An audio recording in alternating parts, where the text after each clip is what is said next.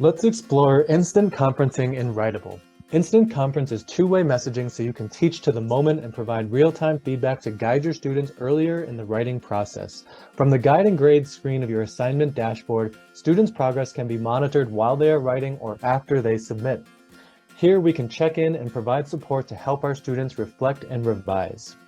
Writable's Instant Conference also stores previously sent messages to students and suggests feedback when you begin typing.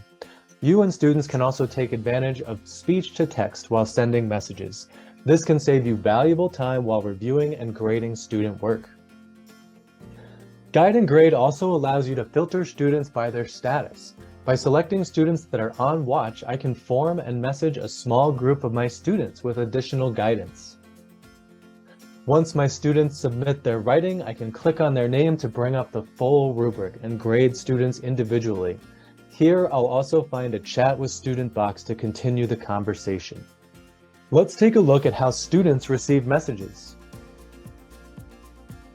As a student, I'll receive notifications in the top right corner of the screen. Clicking here will bring me right to that assignment where I've received feedback. Now I can click to open the Chat with Teacher box on the right side of my assignment.